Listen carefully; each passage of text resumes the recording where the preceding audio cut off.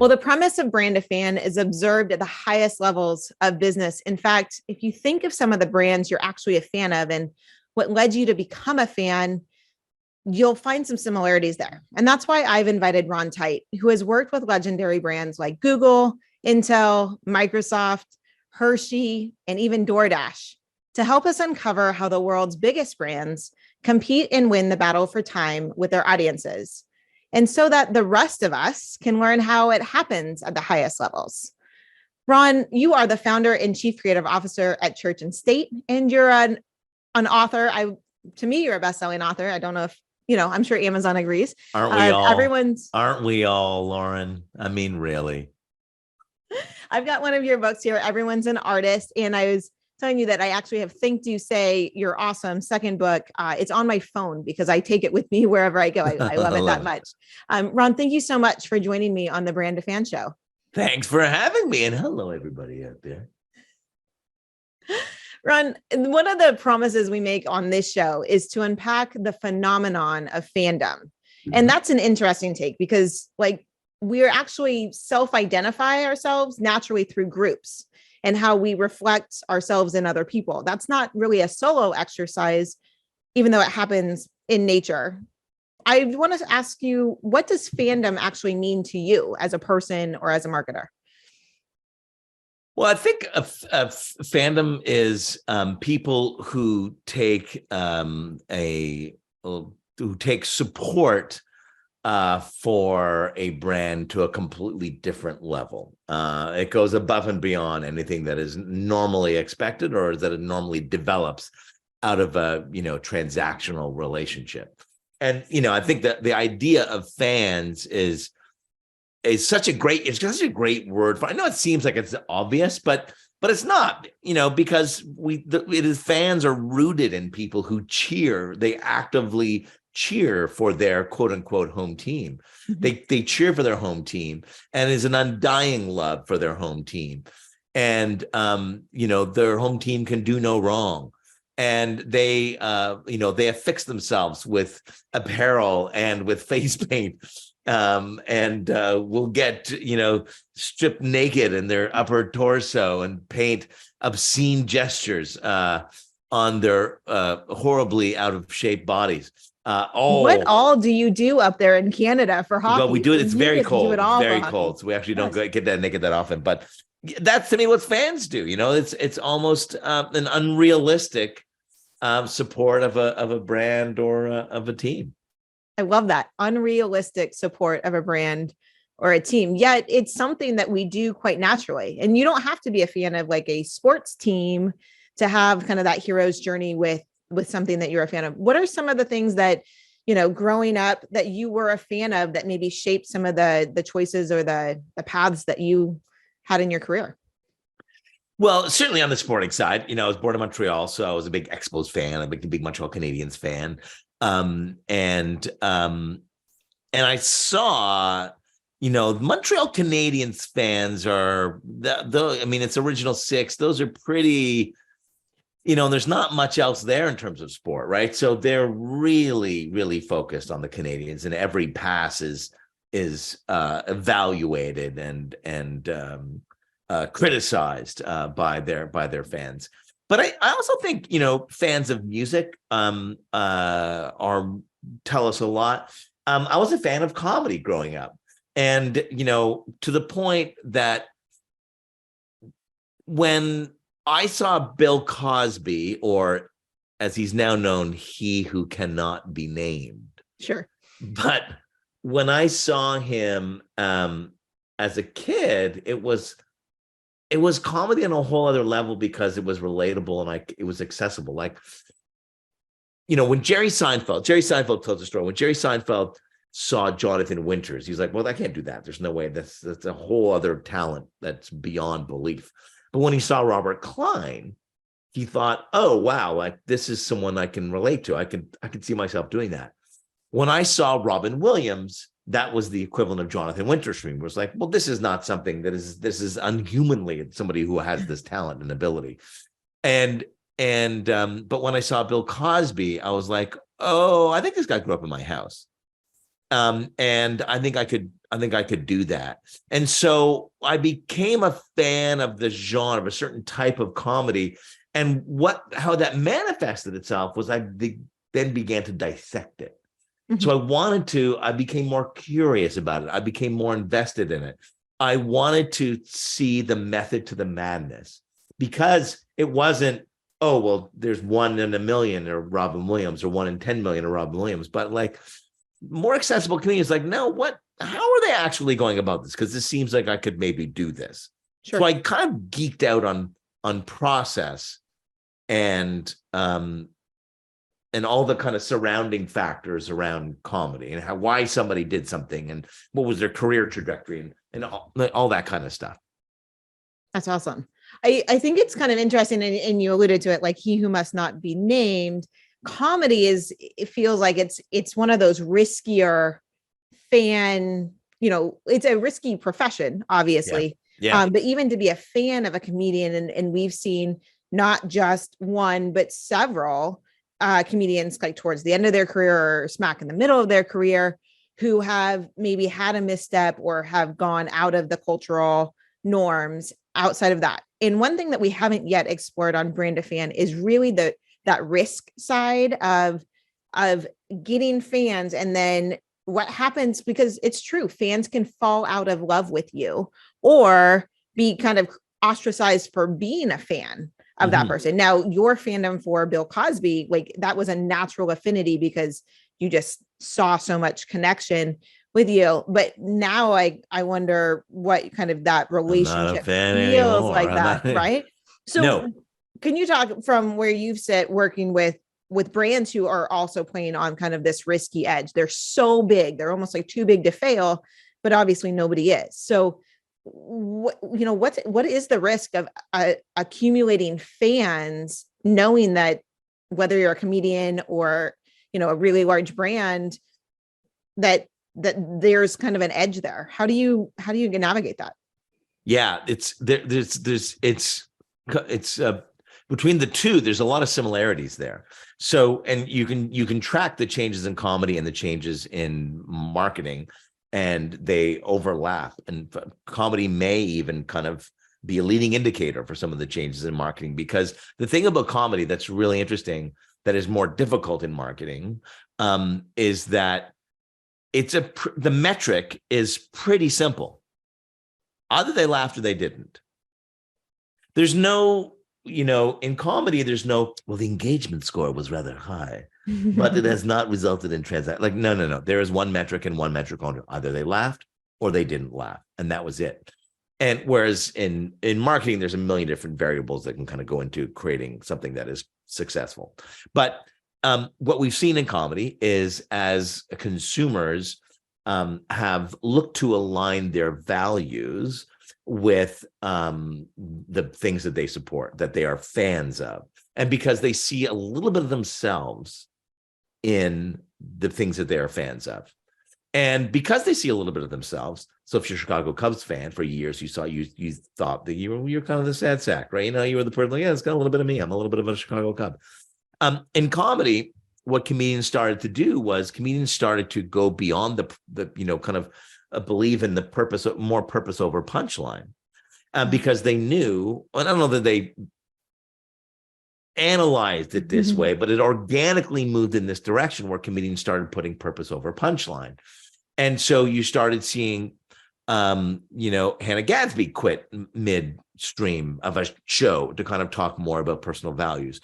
You saw people like Mike Birbiglia, in Thank God for Jokes, asking people not to quote him out of context, and the importance of humor to kind of the human understanding. You had Adam Sandler, who, the most ridiculously juvenile comedians of all time, do a beautiful, touching piece about Chris Farley on his last Netflix special. So suddenly comedy became about more purpose than punchline. It was actually, the real power was in the moments of silence between the laughter.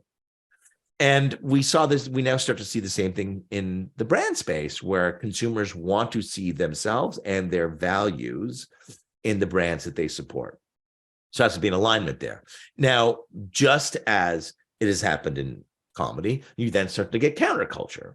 So you get people going like, that's right, I'm just going to be, I'm going to say nasty shit because I want to say nasty shit. And I don't care about the being woke and whatever other things they want to say. And that attracts a certain person who's maybe afraid of being wrong, or is a person who is afraid of not being knowledgeable enough about progressive movements. Same thing has happened in brands, that you can align politics and values and purpose. There's kind of two sides now, and brands are picking a side. Yeah.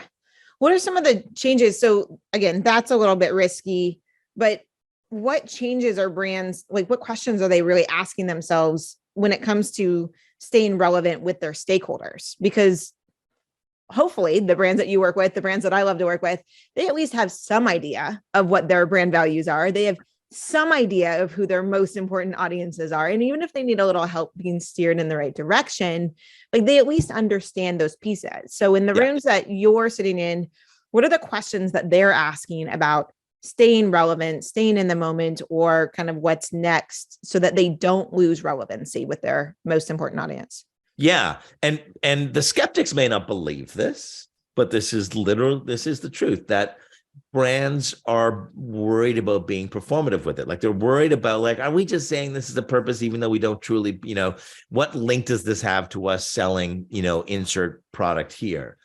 And there's, if you look at some of the Bo Burnham work right now and his special Inside, it's the line is like in one of the songs is, Bugle's take on race, right? Which is like, is this what we want? No, of course, purpose has to be strategically aligned to the thing we sell, to where we make our money. So how are they staying relevant? What are the conversations they're having? That we're talking about purpose that is bound by the thing and defined by the thing they sell. It's not cause. It is true corporate and brand purpose. Secondly, are their actions aligned with delivering that purpose? So brands used to be able to go like, we'll just run a 30-second spot and it'll be totally great. Well, now we know that a frontline employee actually delivering on the brand purpose or delivering on the promise is way more powerful than any ad campaign whatsoever. So the investment that's being made in experience and in internal communications to ensure that everybody is a quote unquote brand ambassador who works for the organization. They know specifically what we believe in so that they can deliver on that every single time. And then the third part is, are we talking about it in an interesting, authentic way? And are we talking about it in the right places? So are we on TikTok and YouTube Shorts? Are we in emerging channels? And should we be there? Is there a place for us? Can we be real on Be Real? Like, I don't know. I don't think so. And so they are having those conversations. And it's this always will be this delicate balance of, do we actually want to be are we welcome at that party? Like, do consumers really want us to be there? Or are we just using this as an opportunity to pitch slap people, to just be in a space where they're hanging out with other consumers and we're kind of popping in to sell them? So, the last part that's being discussed quite actively over the past month or so is, what role does technology play in all this? And can we use automated forms of delivery and creation to be more efficient in our spend so that we can save some of the money for stuff that is really added value? Can we be kind of, assembly lining some lower calorie activities so we can save time, energy, and budget for things that are really impactful? Awesome. Is that something that you're unpacking in your next work? I know that you're working on, kind of what happens next. The last time I watched you speak on stage, you talked more of this premise that you just explained, and you called it think, do, say, right? And how that aligns. What's next for you? Like, are you taking what's happening now in 2023 and repackaging that for clients? Yeah. So the kind of emerging thought is now what, which is how do we take what we've been through? How do we take what we've been through and where we are? So right now we're just filled with contradictions and complexities.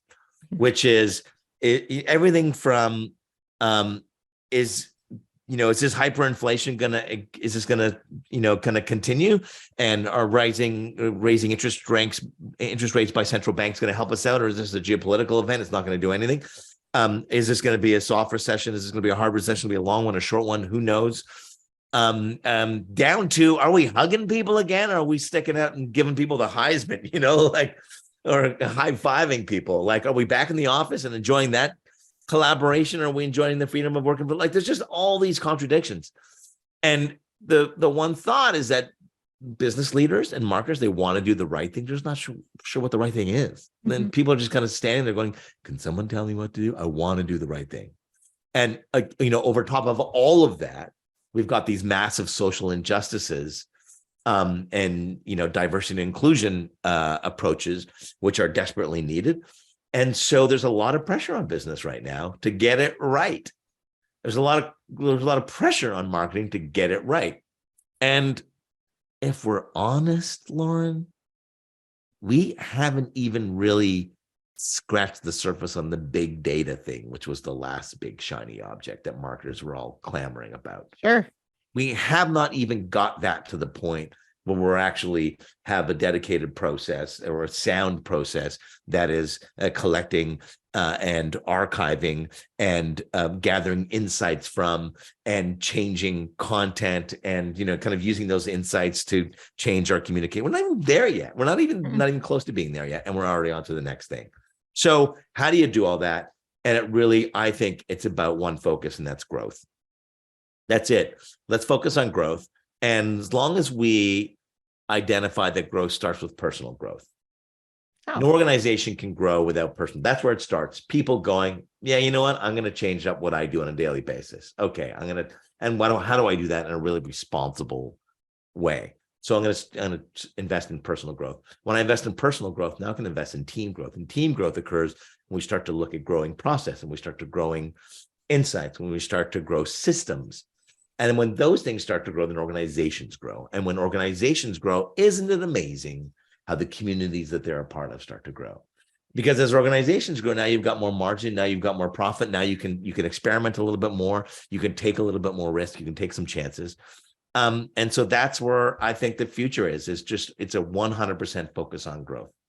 That's amazing. I love that. And you hadn't prepped me on for that. That's the first time I heard it. And you saw me perk up like, oh, that's right. Which is, I know as someone who likes to put ideas out into the world, that's the intended reaction. So thank you for reacting. Now I'm like thinking about it. I'm like, oh my gosh, how do I apply that as a startup founder, as someone who also goes in and talks to brands and businesses as well. You've given me a lot to think about there. As someone who wasn't always a marketer, like I came into it through a PR comms messaging side and then the social content side.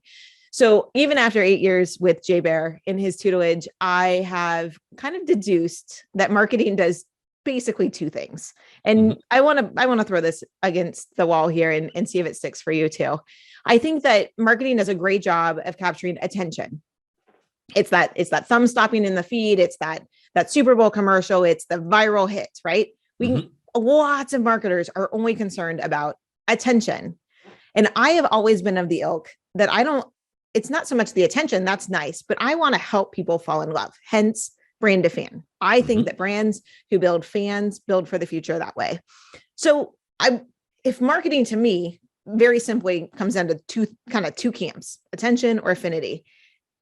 Am I missing something? Is marketing more complex today, or is it just the channels, the noise that they create, that this space feels messy and it feels hard to go through? But I think you're right. At the end of the tunnel is that growth. Growth is part of the light at the end of the tunnel. But can we use both attention and affinity to get there? Yeah, 100%. I agree with your assessment or your depiction of marketing. It has really been about that. But it's both. It's not one or the other. It's both. And for far too long, marketers and agency folks, certainly even more than clients, have talked about the idea of cutting through the noise and, kind of notice and attention. And that's never been what it's only been about. Because if that's all you want, go naked. Like go naked. Like kill a puppy. You want to get attention? Kill a puppy. You're gonna get eyeballs. Kill a puppy. Go ahead. See what happens. And that's been balanced with this, like, oh, sorry, did I offend? No, like, it's I fine. have a puppy, I'm offended. Right. But if that's so of course that's not right, because it's never been just about attention. It's about using attention to drive trust. It's about using attention to drive and kind of brand conviction and, or fandom, which is, hey, now that we've got your attention, we're going to talk to you about what we fundamentally believe in and what we do.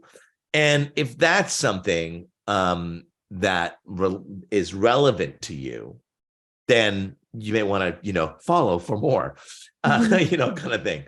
But that's really what that is only about. Now, if you don't cut through the noise, they'll never hear your intent. You'll never hear what you fundamentally believe in. And if what you believe in and what you provide isn't baked in, isn't relevant to them, well, then they feel like it's lunch bag letdown. You're like, you got my attention, I'll deliver this. This is a clickbait headline. That's right. All that was. And you've actually done more damage than had you not said anything at all. Yeah. I think one of the best examples that I've seen in the last couple of years of using both is Jesse Cole and the Savannah Bananas. Mm-hmm. And if you look, he's talking about attention. He's talking about capturing attention, building attention, breaking through the noise of baseball with this unconventional banana ball idea. It's so much that he believes in that he's actually exited his team out of their minor league affiliations and they're going full-time banana ball, which is awesome. Yeah. Right. So he's talking about its attention. What he's really doing with every experience touch point around that team, whether it's the ESPN series, whether it's going there and doing that, that's all affinity.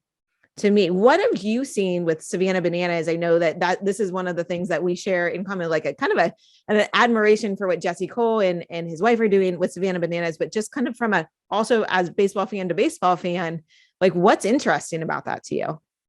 One, just the name, the way it rolls off the tongue, just like Savannah Bananas. I think it's just amazing. It's lovely.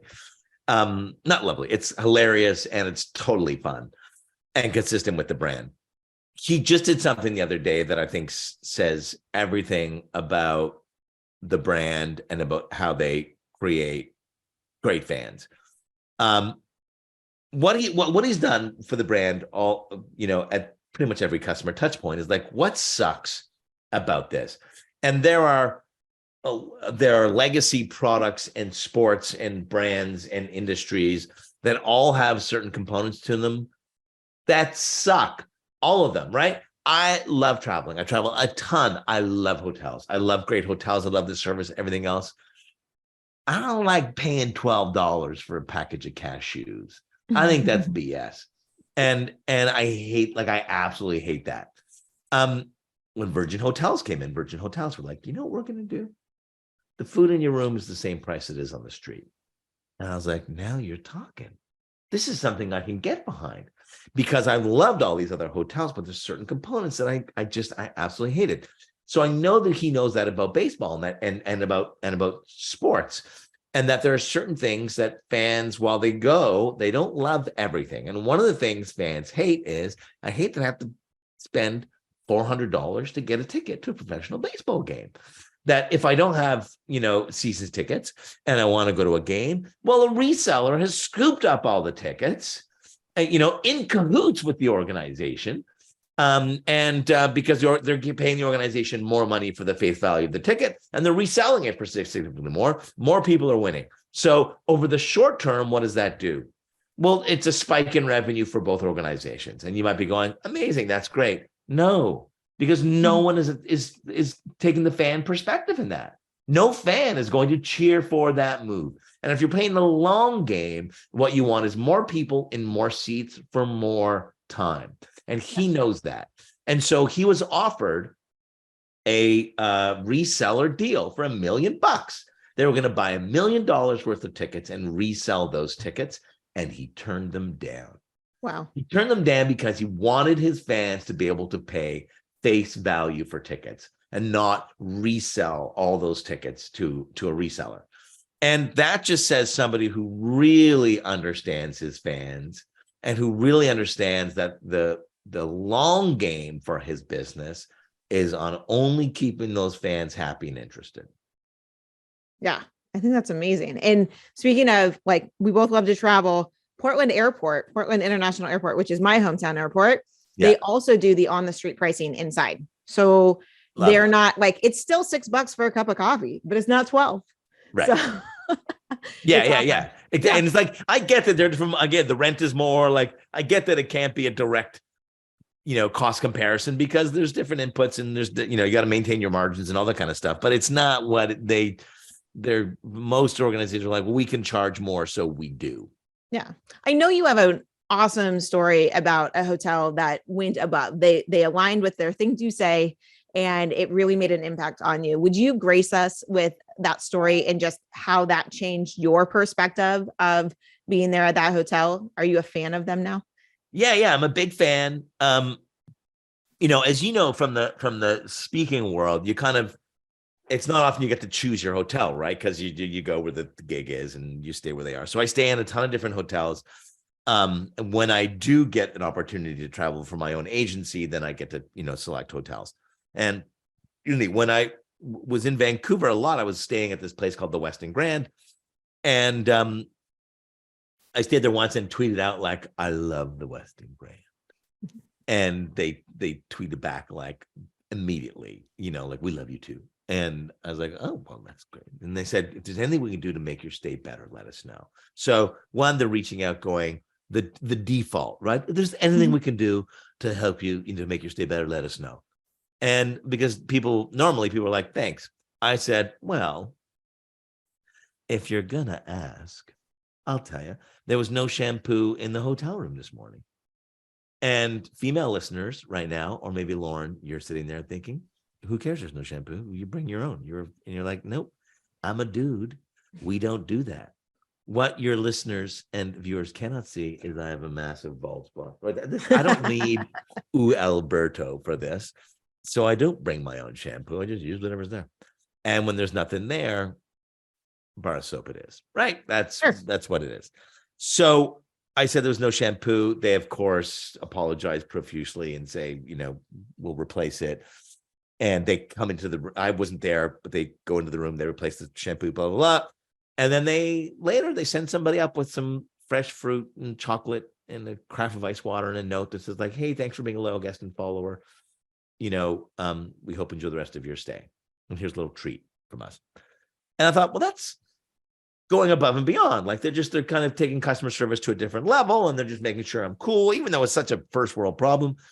So I talked about how they must have had a process and connecting social listening and social engagement within the hotel service. Like it's not somebody sitting in a different city, like they're actually there or they're communicating with somebody to say, get some food up to the guy's room. So it's not just a Twitter relationship, but it's a total experience. Sure. So I love that. And I talked about it and then I kept talking about it. And so people would tweet them. So they knew that I was talking about them. So the next time I go to the hotel, I don't even tell them I'm coming. I show up. First thing, boom, there's a note there saying, thank you for talking about us during your speaking engagements. And I was like, well, they know this is okay. That's cool. And they go, we hope you enjoy these treats. We hear they're your favorite. So first things, I love Diet Coke and barbecue chips. And they found out somehow. And there were 2 Diet Cokes in a champagne bucket, 3 types of homemade barbecue chips. Wow. It's incredible. Go in the bathroom. There's 20 shampoos that are there waiting for me, right? There's 20 shampoos. It's amazing. Then I go in the bedroom because, Lauren, I stay in fancy hotels where there is a separate sleeping quarters. I go in the bedroom and there is a silver frame on the bedside table with a picture of me that they've downloaded from Instagram with our 2 dogs outside of our home. And it's on the bedside table with a note that says, hope this feels like home.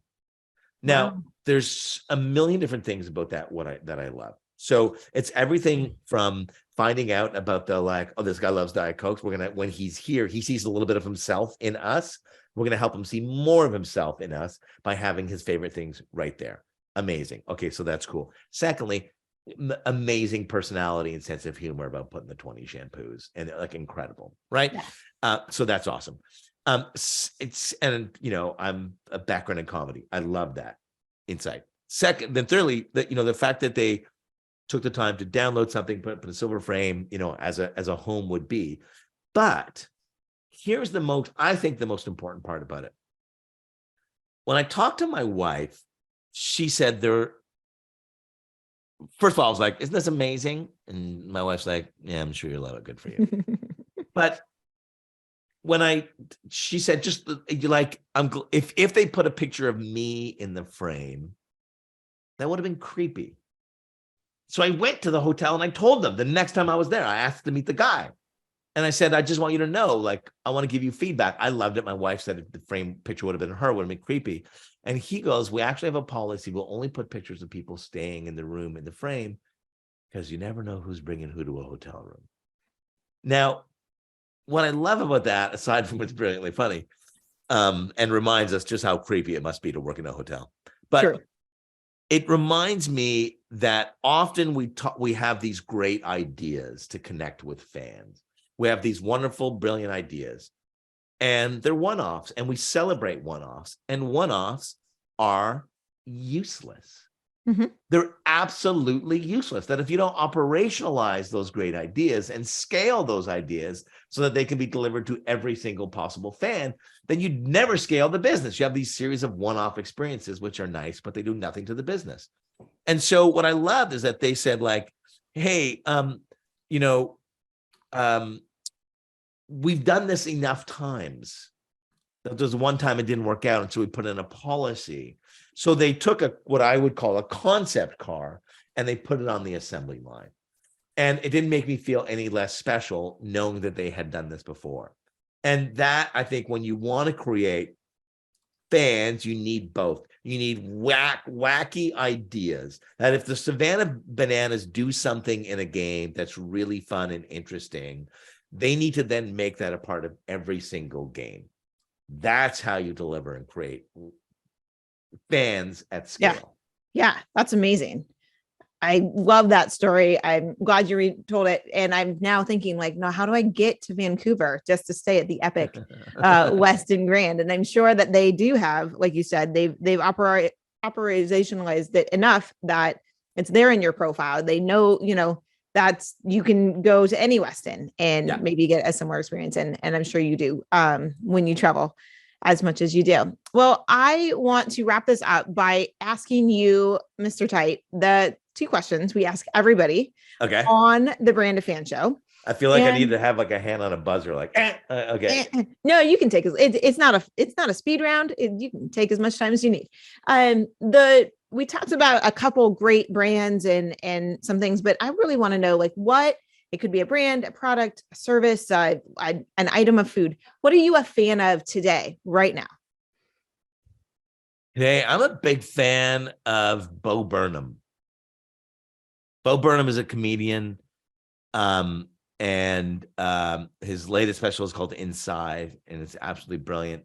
But what I love about Bo Burnham is he kind of went through the full, he had something really unique. He was a YouTuber. The haters came out of the woodwork and said he's not a real comedian because he's a YouTuber. He's not doing live shows. And so he went through pivoted his business into kind of competing against all the other comedians, doing exactly what other comedians did. He still brought his kind of unique production value to it, but he did live soft theater shows.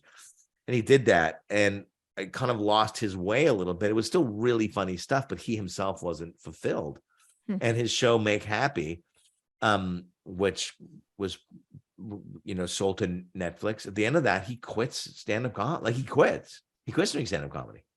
And then over the pandemic, he kind of reconnects to that sense of purpose, I think, of like what he really got in it for. And he goes back to the room and creates Inside. And it's his most brilliant work to date. It's nothing like any stand-up comedian you've ever seen before. Half of it, there's not a ton of laughs in there. It's a brilliant piece of art.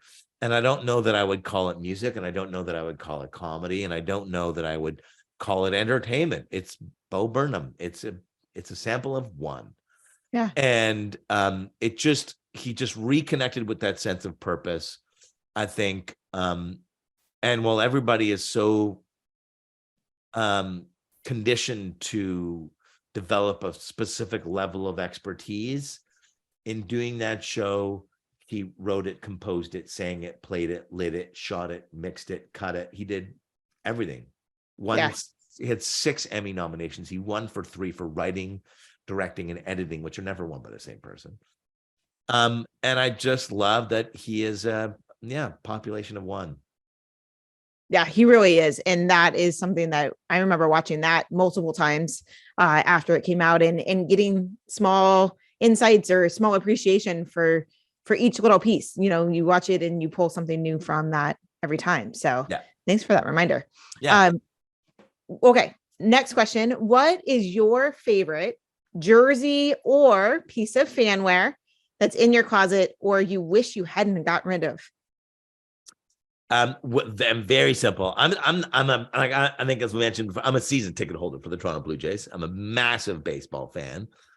I love the Toronto Raptors, but still Montreal Canadiens fan. But I don't wear jersey. Like when I go to games, I don't wear jersey. And I don't know why. I've never been a big jersey guy.